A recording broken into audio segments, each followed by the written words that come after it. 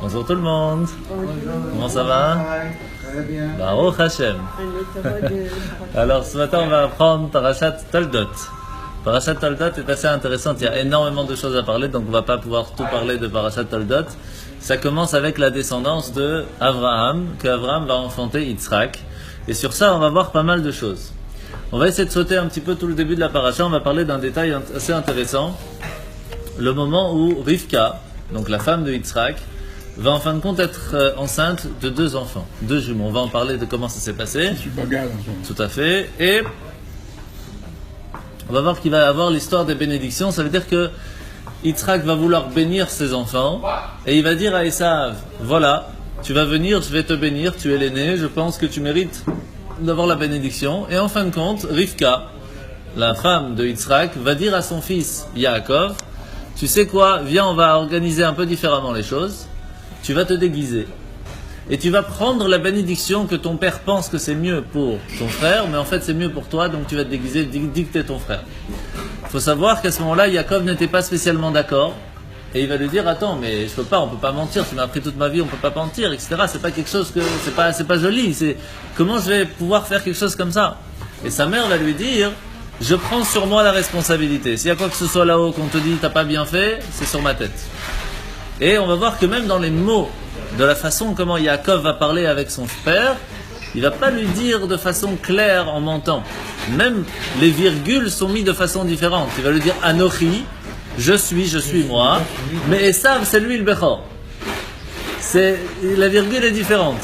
Donc on voit que la façon comment il va parler est très spéciale pour essayer de mentir le minimum possible. C'est pas évident. Il a changé la vérité. Alors, il n'a pas menti. Alors il faut savoir.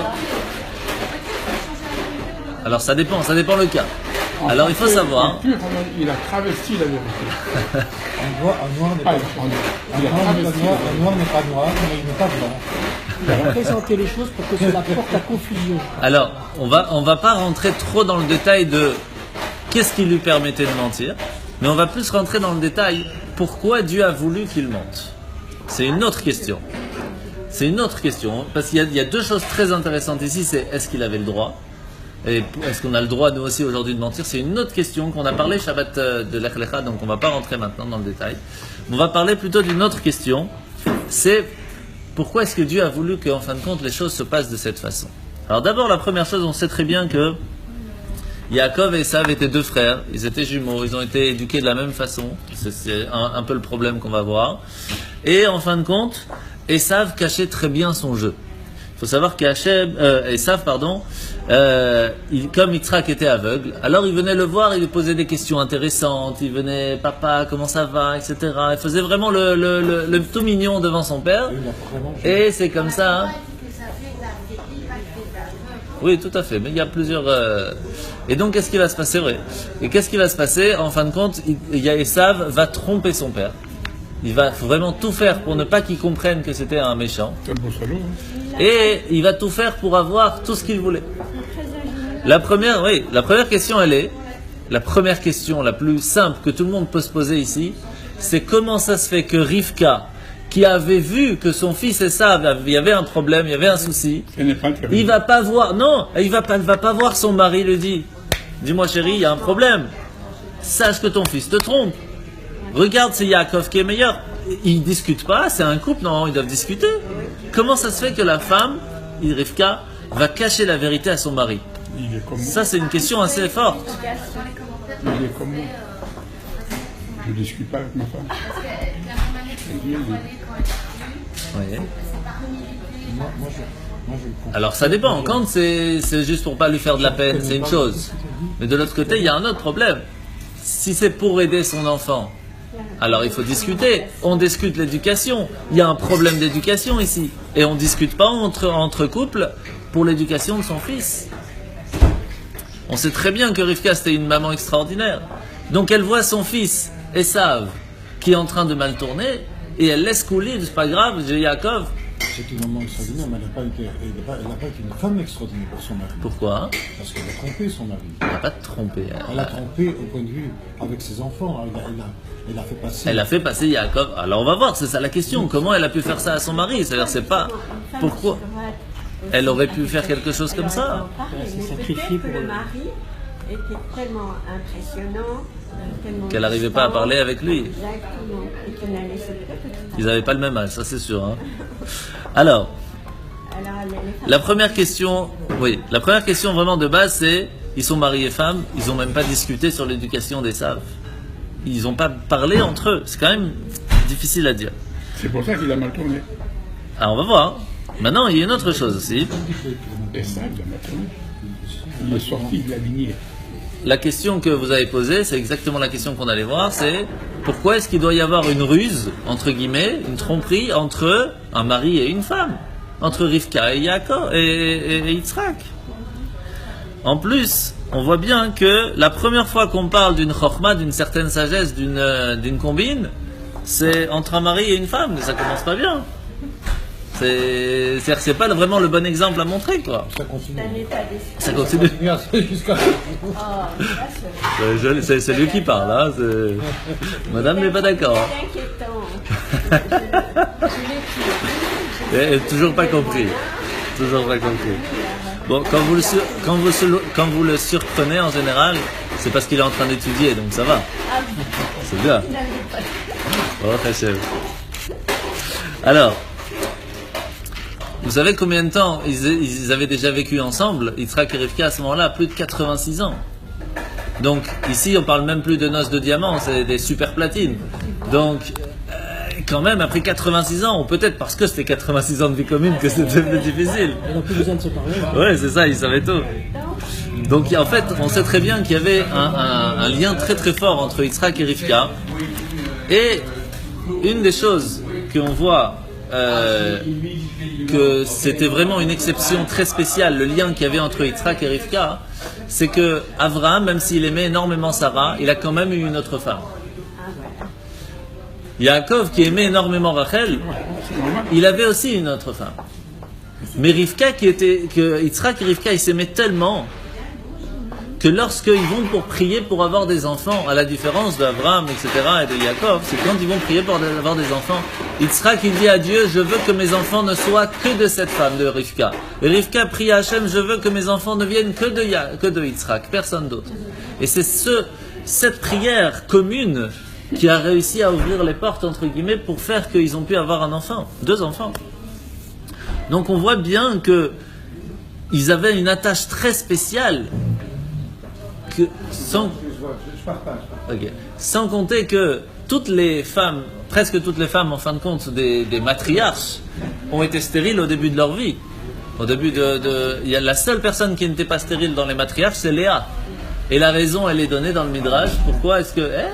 salut, tout va bien? J'ai temporisé juste un appel pour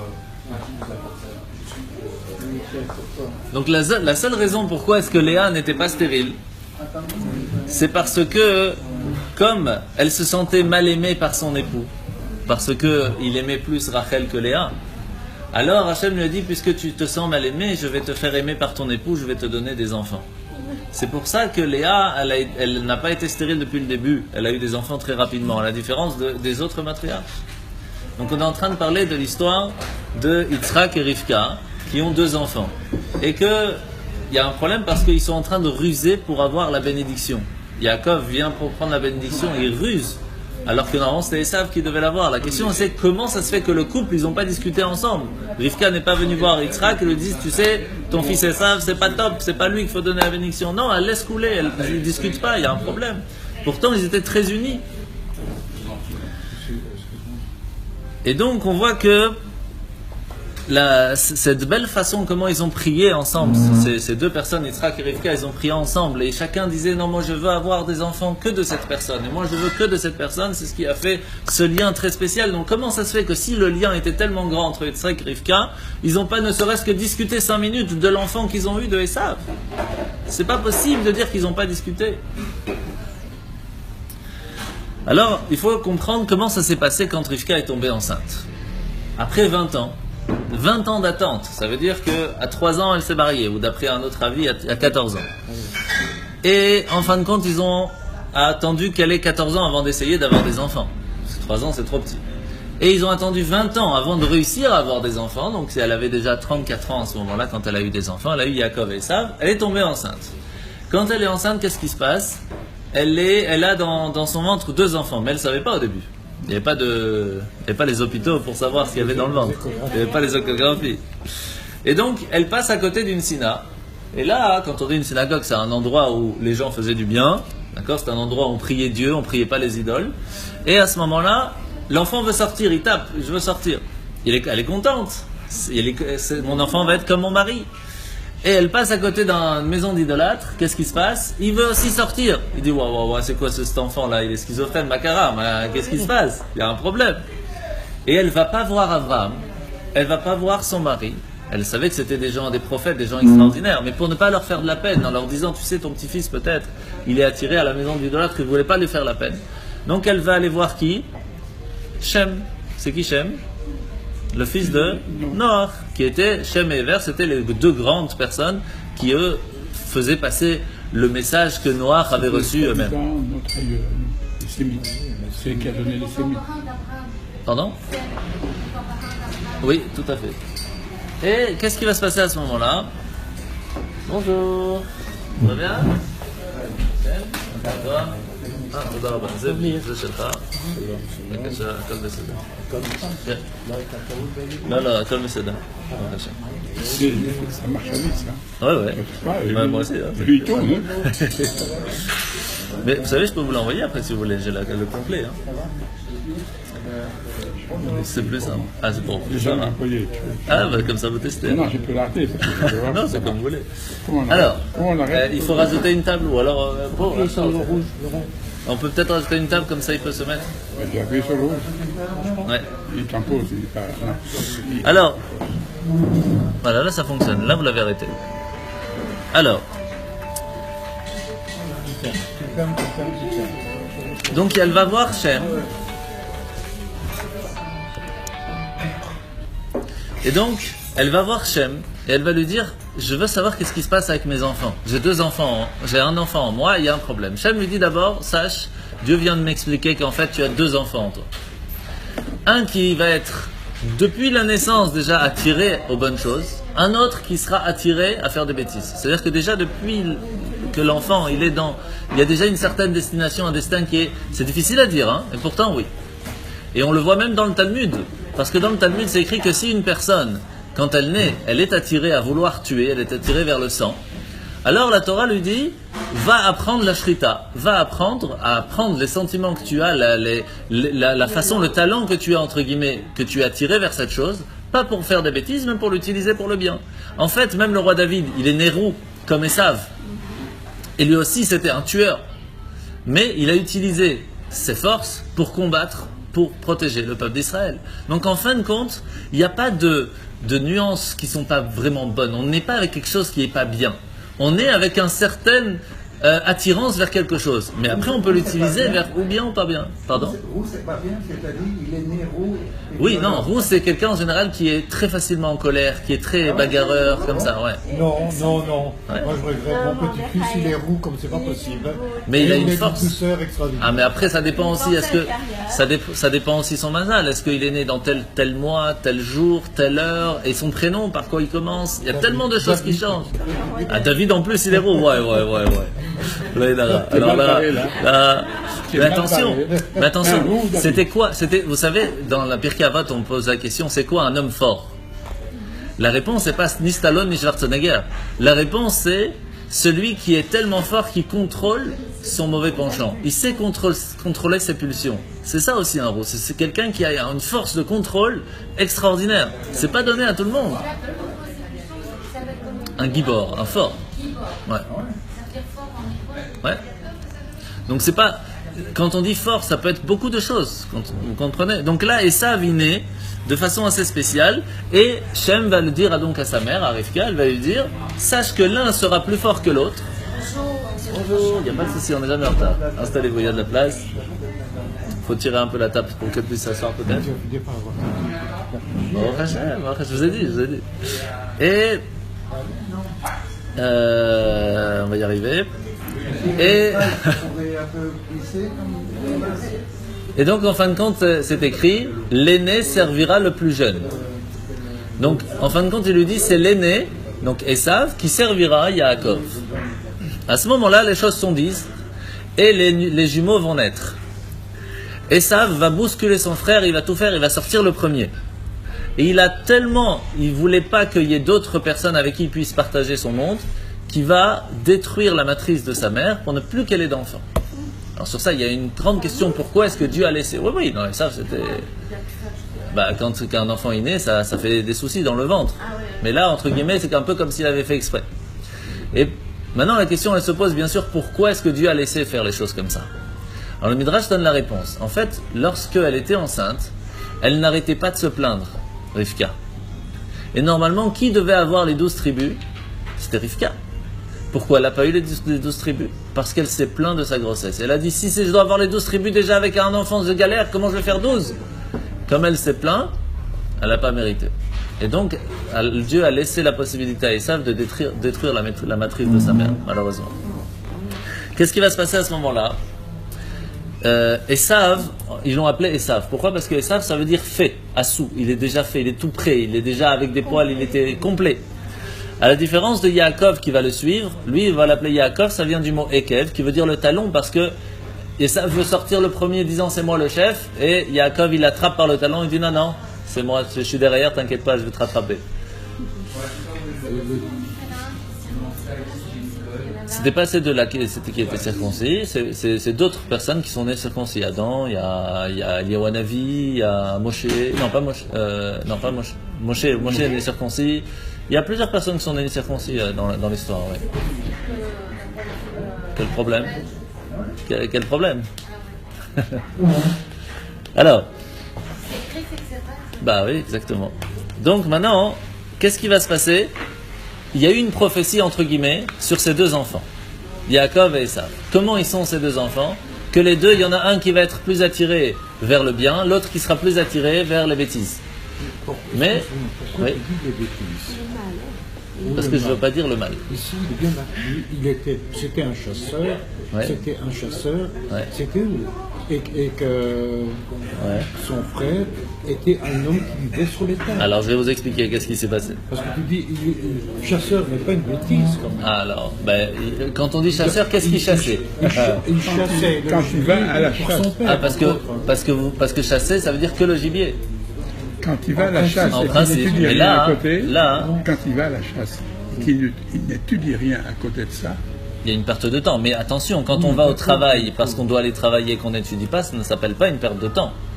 Mais là, le problème n'était pas qu'il allait travailler pour ne pas étudier, c'est pas la même chose. Là, il allait chasser. Mais chasser, c'est quoi? C'est ce qu'on va parler. Alors d'abord, il faut savoir qu'est-ce qui s'est passé. Il faut savoir que Yitzhak et Rivka sont partis à la yeshiva de Shem et Hever. Ils ont étudié dans la même yeshiva jusqu'à 13 ans. Et jusqu'à 13 ans, ils ont étudié la même chose. Ça veut dire qu'ils ont eu la même éducation, et c'est ça que le Midrash nous dit. C'est parce qu'ils ont eu la même éducation qu'il y en a un qui a mal tourné. Pourquoi? Parce qu'on ne peut pas éduquer son enfant et son autre enfant de la même façon. Chaque enfant va recevoir en fin de compte une éducation différente. On ne peut pas éduquer les deux de la même façon. Chaque enfant est différent. C'est sûr qu'on va essayer de leur donner de la même chose, mais on ne peut pas les éduquer de la même façon. Et le problème de Yitzhak, c'est que, entre guillemets, il les a éduqués de la même façon. Et ça, il y a un souci là-dedans. Il n'a pas respecté leur personnalité. Exactement. Il faut quand même savoir écouter qu'est-ce qu'eux demandent, qu'est-ce qu'eux veulent. Et peut-être qu'il n'aurait pas été le grand étudiant, mais il aurait pu vivre en étant quelqu'un de bien, ce qui est aussi très bien. Comme on a expliqué, aller travailler, c'est pas un problème. Tant que on va quand même étudier, on fait les choses bien. Alors qu'est-ce qui va se passer? Il faut savoir que Esav, quand il a grandi, qu'il a changé, qu'il est devenu un mécréant, il a toujours été orienté dans le but de tromper son père. Ce qui veut dire que pour lui, lorsqu'il allait chasser, il allait pas seulement chasser le gibier, il allait chasser les femmes aussi. Il allait chasser et prendre les femmes qui ne lui appartenaient pas. c'est moral. Il allait... Quel âge il avait? Je sais pas, à partir de 13 ans, il a commencé. Il était jeune. Ouais, bien sûr. Mais c'est honorable, ça. Et il allait kidnapper les femmes mariées. C'est même écrit qu'il allait prendre spécialement les femmes qui étaient fiancées. En disant, mais c'est dans la Torah que c'est interdit d'avoir des relations avec une femme fiancée. Chez les non-juifs, ça change pas grand-chose, donc c'est pas interdit. Et il trouvait comme ça des excuses dans la Torah pour, entre guillemets, faire ce qu'il voulait. Et qu'est-ce qu'il faisait? Il allait voir son père et il disait, papa, j'ai étudié ce matin sur le maaser, qu'il faut donner 10%, etc. Et comment on fait pour donner le maaser sur le sel? Imagine, j'ai réussi à gagner 1 kilo de sel, est-ce que je dois donner 100 grammes de sel? Je dois donner ou pas? Et il posait comme ça des questions super fines comme ça. Alors son père, il se disait, waouh, il étudie bien, il est dans le... c'est intéressant. En fin de compte, on va voir plus tard, on va expliquer pas tout de suite, mais plus tard, que sa question était beaucoup plus fine. Mais on va essayer de faire un petit saut dans le temps d'abord. Oui, je veux bien un peu d'eau, ouais, merci. Merci beaucoup. C'est bon, c'est bon. Attends, il ne va pas tout prendre. Baruch atah Adonai melech she'akol nebi dvaro. Oui. Ici, prends pas tout. Alors, qu'est-ce qu'on voit ici dans l'histoire? C'est que lorsque Rivka va dire à Yaakov, tu vas te déguiser, tu vas prendre l'aspect de Esav, et il lui dit, mais mon père va me reconnaître, je suis pas poilu. Alors qu'est-ce qu'elle lui dit? T'inquiète pas, j'ai déjà organisé, je vais prendre la peau de chèvre, bonjour, et tu vas mettre sur ton bras, comme ça quand il va te toucher, il va voir que c'est ton frère, etc. Ça veut dire qu'elle a tout rusé, elle a organisé, Elle a tout fait. pour que ça puisse ruser. Une vraie salope. Non, Chaz Shalom, Monsieur Cohen, on parle de Rivka ici. Mais non, mais... Il a enlevé aux femmes, je ne sais pas. Mais oui, mais il a raison. Il a raison de dire qu'elle n'était pas honnête. C'est pas une femme honnête, quand même. Non. Il vient de nous dire bien qu'à l'heure, elle a magouillé, Monsieur Cohen, Monsieur Cohen, ça change pas, on dit pas des mots comme ça. Non, mais elle n'a pas été honnête. Mais on va essayer de comprendre pourquoi, on est là pour ça. Hein. Mais il faut pas donner un jugement avant qu'on connaisse tous les détails. Et même, je dirais qu'à la limite, son frère n'a pas été honnête. Son fils n'a pas été honnête non plus. Ah, ça c'est autre chose encore. Pardon? Mais voici qui et qu'es-tu mon fils? Alors, Non, tu as raison. ah, Tu as raison. J'ai dépassé les bornes, mais c'est mon tempérament. Et puis je suis Cohen, je suis autorisé à le faire. Oh, c'est ça. il a sorti la carte Cohen. Bon, allez. Alors, mon grand-père maternel qui était Cohen, je peux dire la moitié alors. Ça marche pas. J'ai utilisé à Alors, gold. Alors messieurs, Les on va parler nains maintenant gold. de quels sont les habits, parce que c'est écrit que Rivka va donner les habits de Esav à Yaakov. De quel habit on parle ici?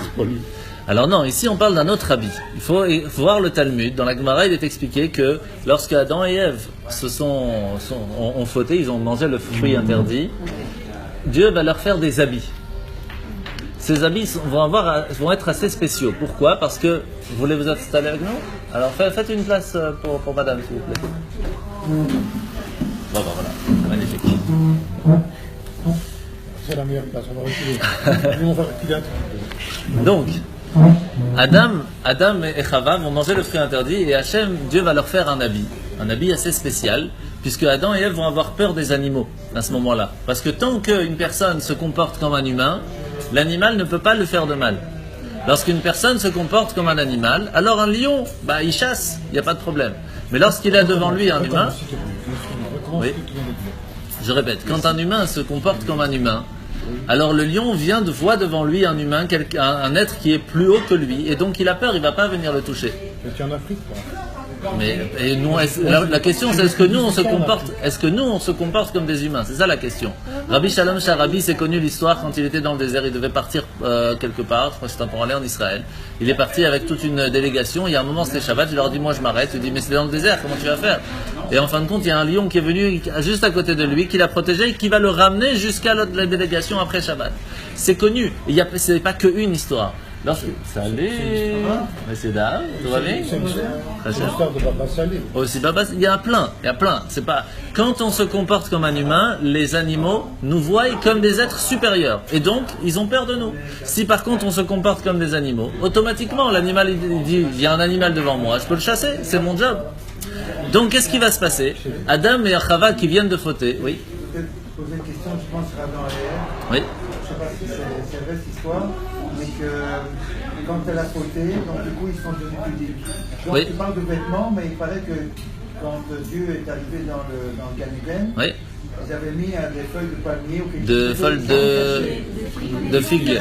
Oui. Des feuilles de figuier. Ils avaient caché leur sexe. Tout à fait. Et donc c'est comme ça qu'il a su qu'il s'était passé quelque chose. Exactement. C'est juste. Exactement. Parce que lui, il ne savait pas. Parce que Dieu ne le savait pas. C'est seulement confirmation de C'est ça. c'est vrai, cette histoire. Donc maintenant, qu'est-ce qui va se passer? Hachem, il va dire à Adam, puisque maintenant tu as peur des animaux, je vais te donner un habit, que lorsque tu auras cet habit, les animaux vont avoir peur de toi, tu pourras faire ce que tu veux d'eux. Des habits magiques, ajoute. Et donc, qu'est-ce qui va se passer? Cet habit va être transmis à Metouchelach, puis à Noach, et c'est Ham, le fils de Noach, qui, lorsqu'il va partir, et qui va lui voler. En fin de compte, ce qui va être pris par son petit-fils, Nimrod. Et Nimrod, lorsqu'il va le porter, c'est comme ça que tout le monde disait Nimrod c'est un roi spécial, parce que les animaux, même les animaux se prosternent entre guillemets devant lui. Il a une force spéciale, mais personne ne savait que c'était à cause de l'habit. Mais Esav, qui habitait dans la maison de Yaakov, connaissait cette histoire, puisque ses parents l'ont parlé. Et donc il est parti tuer Nimrod, je ne rentre pas dans le détail comment il a fait, etc. Et il a pris cet habit. Mais il s'était marié, Esav, avec beaucoup de femmes. Mais il savait très bien qu'il pouvait avoir confiance en aucune d'elles. Et donc, qu'est-ce qu'il va faire? Il était malade. Ah oui. Et il va donner ces habits-là qui sont spéciaux à garder. Salut, ça va bien? Ah oui. Et il va donner ces habits-là à garder à qui? À sa mère. Et c'est comme ça que Rivka va donner les habits de Esav à Yaakov. Et lorsque Yaakov va rentrer dans la tente de son père va sentir l'odeur du jardin d'Éden. Ben oui. Il va dire, il y a quelque chose de spécial. Kol Yaakov Ayadaim Yede Esav. Donc, qu'est-ce qui va se passer à ce moment-là? Il faut préciser que Esav, il avait quand même un comportement exceptionnel. Mais exceptionnel, salut. C'était quoi son comportement? C'est qu'il avait un kibud avaim extraordinaire. Il honorait, il respectait ses parents de façon magnifique. Au point même, écoutez bien, dans le Talmud, Rabban Shimon ben Gamliel disait lui-même qu'avec tous les efforts qu'il avait fait dans sa vie pour honorer ses parents, il n'était pas arrivé encore à faire comme Esav faisait. Même l'histoire de Rabbi Tarfon, lorsque sa mère était dans le chemin et sa chaussure s'était cassée, et que lui-même n'avait pas de chaussure, il était très pauvre, il a mis sa main en dessous du pied de sa mère tout le chemin pour ne pas qu'elle mette le pied par terre. Et lorsqu'il arrive pour aller dans son lit, elle était trop fatiguée, il s'est baissé pour qu'elle puisse monter sur lui pour aller sur le... Et quand il est tombé malade, sa mère est donc partie voir les sages en leur disant « Priez pour lui, regardez comment il fait attention à moi. » Et dit « Sache que c'est encore rien par rapport à ce que Esav lui-même faisait pour ses parents. » Il faut savoir que Esav, il avait une mida de kibud avaim extraordinaire. Entre autres, une des choses. Non, pour eux, vraiment pour eux. C'est la seule chose que ça, c'était du vrai. Mais ça, c'était du vrai, d'accord. ça, c'était vraiment la seule chose qu'il faisait de vrai. Mais quelle était une des choses que le Midrash nous expliquait ce qu'il faisait de spécial? C'est que quand il allait dehors voir des gens, même les plus imminents, il s'habillait d'une certaine façon. Mais quand il rentrait voir ses parents, il s'habillait comme un prince. Devant mes parents, je dois être bien habillé. Ça, c'est un seul détail qu'on sait de quand on rentre à la maison, qu'on va voir, que ce soit sa femme, que ce soit ses parents, il faut penser à ça. Pourquoi je vais m'habiller différemment et moins bien lorsque je dois respecter mes parents ou ma femme? On doit s'habiller de façon bien. Maintenant, de là, la question se pose. Pourquoi Rivka, au lieu de dire la vérité à son mari, elle va opter pour la ruse? Pourquoi est-ce que aussi Yitzhak il avait une préférence sur Esav et pas sur Yaakov? En fait, c'est écrit que... Je vous ai dit déjà, chaque chose en son temps. Yitzhak il aimait beaucoup Esav. Pourquoi il aimait beaucoup Esav? C'est écrit parce qu'il lui mettait du gibier dans sa bouche. Ça veut dire, il s'occupait de lui vraiment.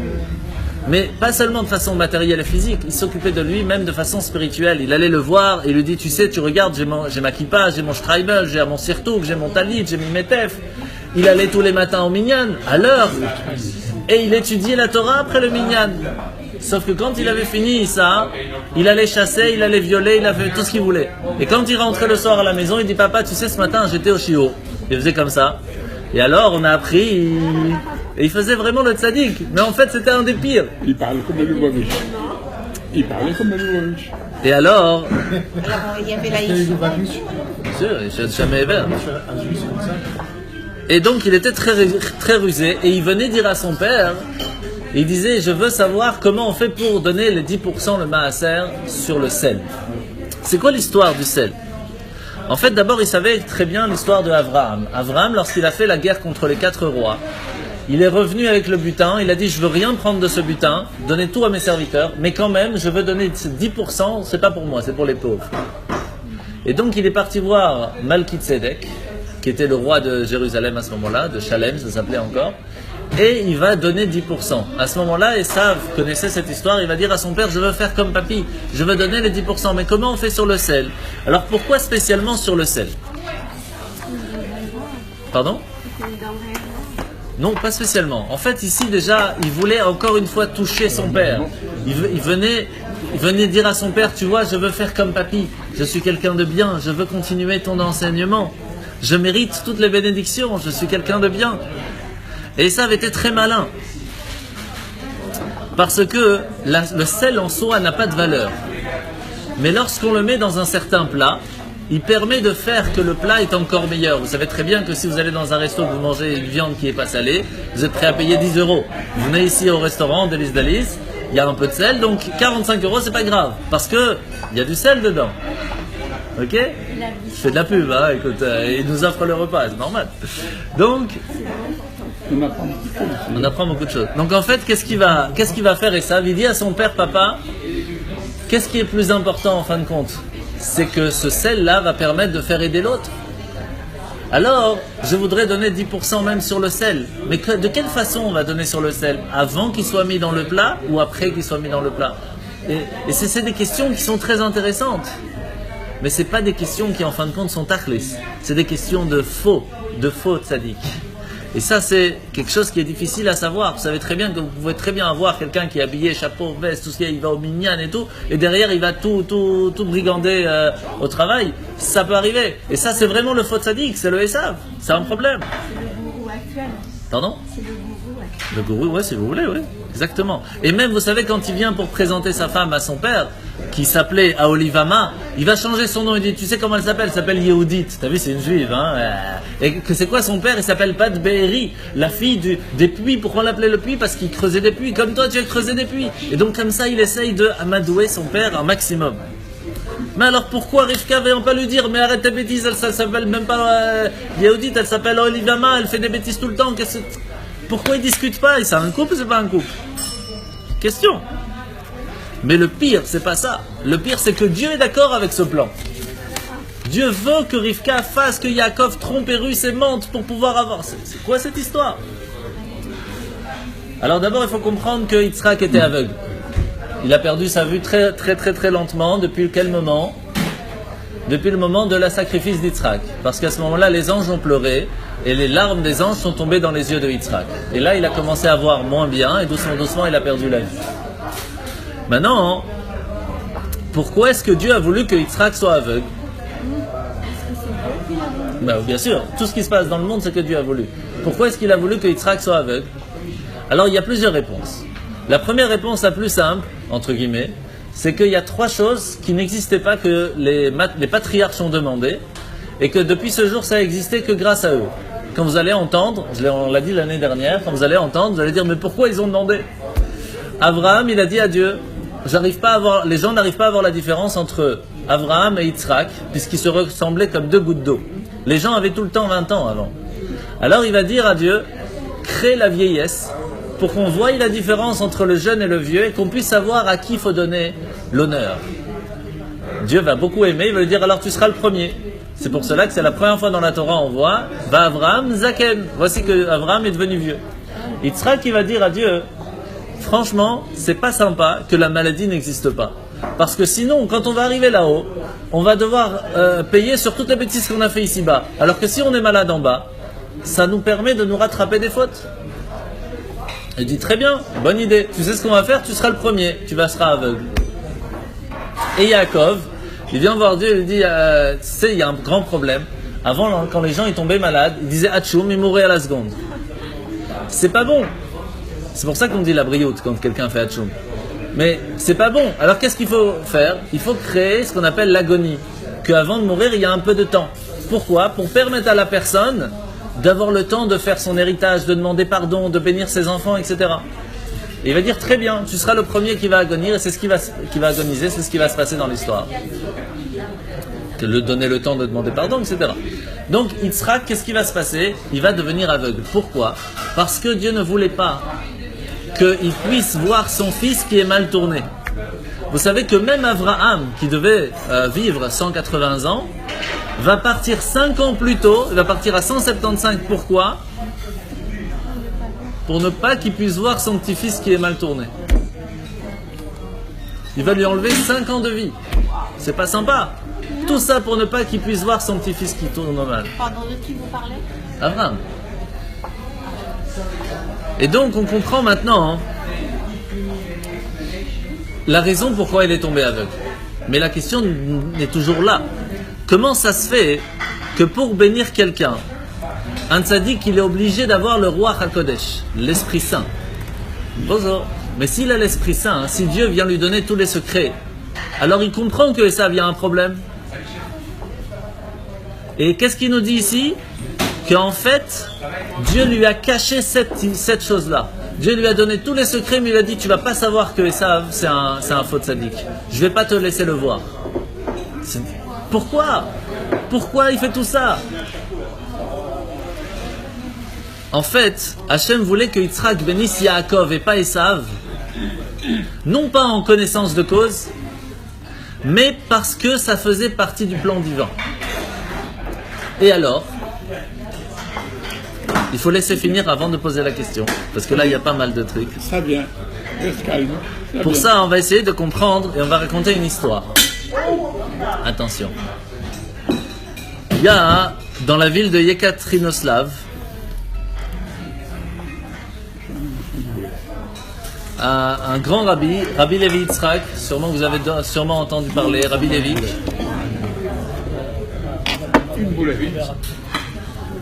Rabbi Levi qui était présent dans cette ville. Et il y a une femme qui vient et qui lui dit, écoute, voici mon enfant, mon fils, et voici sa fiancée. Ces deux sont juifs et ils veulent se marier de façon religieuse en sachant qu'ils font partie du parti communiste et que s'ils se font attraper, ils sont foutus. Et donc, ils veulent tellement vouloir se marier qu'ils veulent avoir un mariage juif. Pour eux, c'est très important. Alors, qu'est-ce qui va se passer? Il va lui dire, il n'y a pas de problème, mais il faut 10 personnes pour pouvoir se marier. Il faut que je trouve 10 juifs qui sont prêts à risquer leur vie pour organiser un mariage juif dans le temps de Staline. C'est pas évident. Qu'est-ce qu'il va faire? Il va trouver en tout 9 personnes. Il manquait une. Et il s'est rappelé que un de ses voisins dans le même immeuble, il était un juif, mais c'était un juif qui dénonçait les autres. Et donc, l'amener au mariage, c'est la pire folie à faire. Et il dit à ces 9 personnes, ne vous inquiétez pas, no stress, je vais le chercher. Comment ça? Mais on va se sauver, si tu l'amènes, il va nous dénoncer, on est foutus. Il va là-bas, et il le voit et lui dit, tu vas venir au mariage, on a besoin d'un 10e. Il dit, mais sachez que si je viens, je dénonce tout le monde. T'inquiète pas, tu es juif, on a besoin d'un 10e, tu viens maintenant. Les gens, ils sont en mode hyper stressé. Le mariage se fait, les gens partent. Et le dernier, son voisin reste.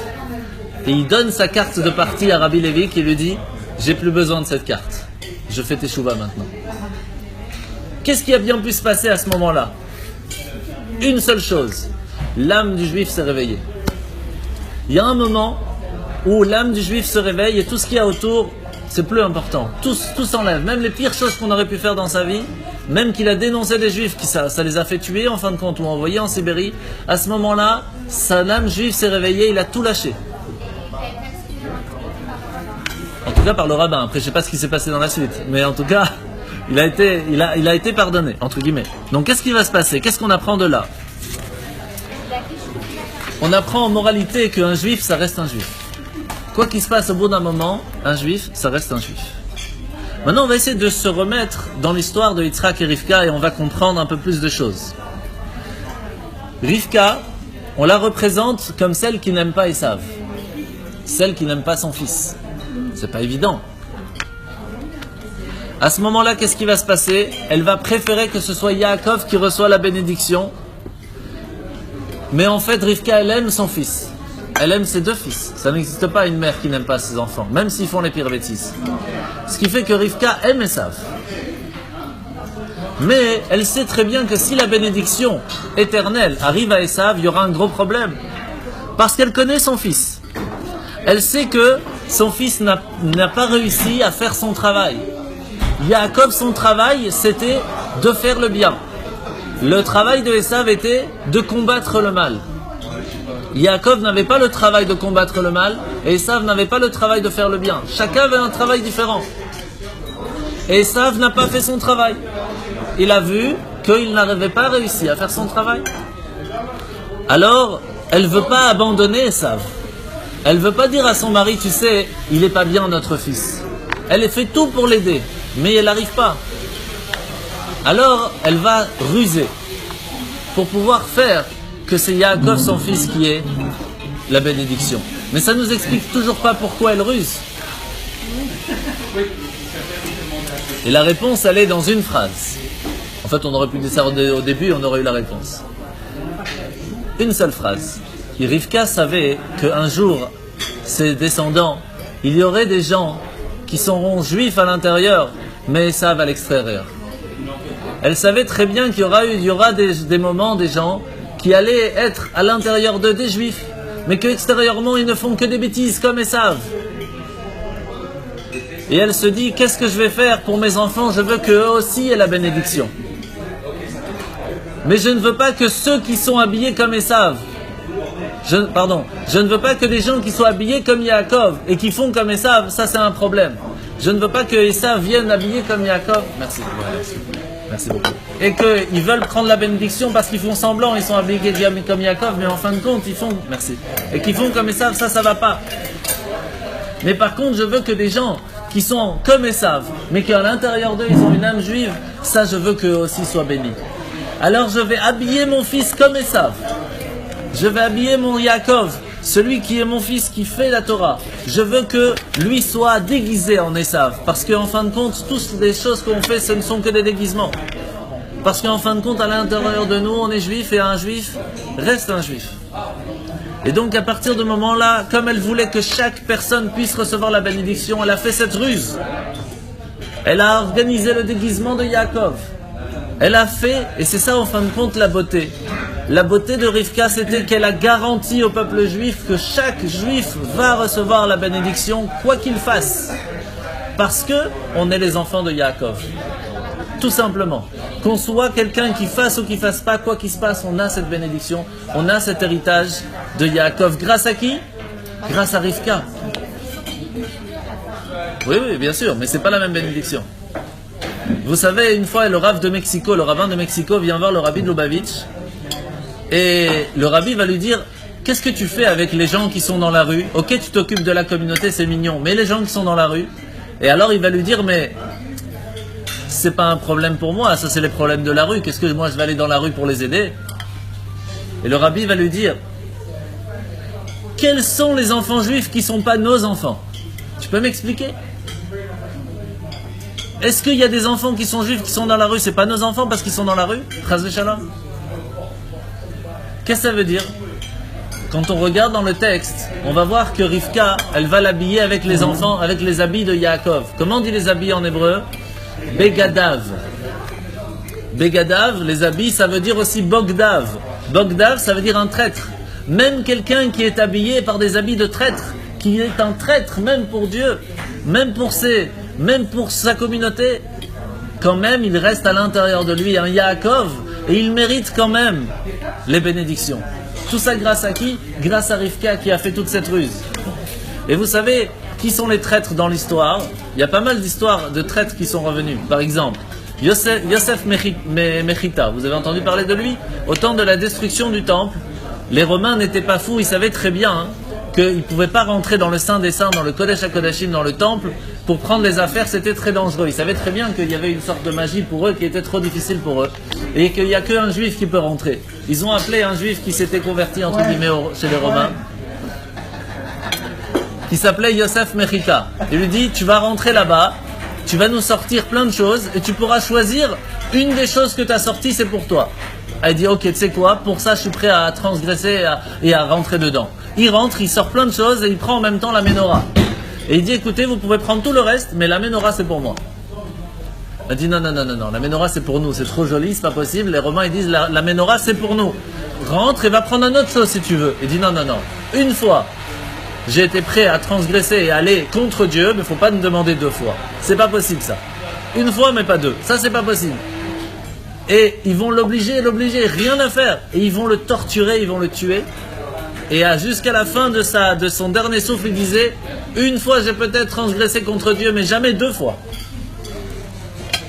Pour montrer quand même le traître, entre guillemets, il a à l'intérieur de lui cette âme juive qui ne peut pas s'enlever. Il y a une autre histoire, l'histoire de Rabbi Yosef ben Yoézer, lorsque les Grecs sont partis venir le chercher. C'était un jour de Shabbat, et son neveu le voit comme ça, il était sur son cheval, et il dit, ah, t'as vu Rabbi, mon oncle, regarde ce qui t'arrive lorsque toi tu veux tenir la Torah, et tu vas être tué maintenant, alors que moi je tiens pas, et regarde, moi je suis tranquille. C'est ça, il lui dit comme ça, c'est ça la punition que Dieu te donne alors que toi tu fais des bonnes choses. Et Rabbi Yossé lui dit, imagine moi qui fais des bonnes choses, regarde la punition que j'ai, imagine ceux qui transgressent, qu'est-ce qu'ils vont ramasser.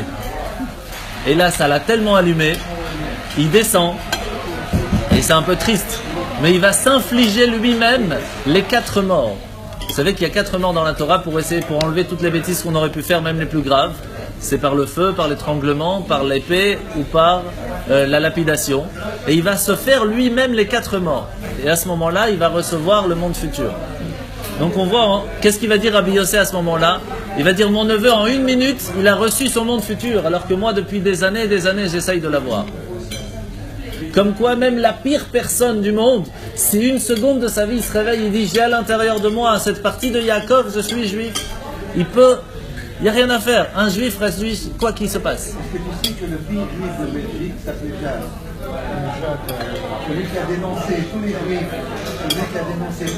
à Bruxelles et qui les a envoyés vers les Malines et vers les pouvoirs de concentration, s'appelait Jacques. Il était rouquin. Et lui, on lui a jamais trouvé un seul moment de bonté. Hein. Alors sache, Il était rouquin. Il était rouquin. On l'appelait Jacques le Gaël.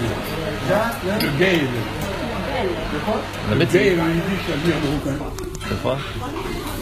Alors sache une chose, Claude, je vais te dire quelque chose. Il y a une loi dans le tribunal juif. Si il y a quelqu'un qui est condamné à mort, il a fait quelque chose que tout le monde est d'accord qu'il faut le condamner, il n'y a rien à faire. Et que, hein, oui, bien sûr.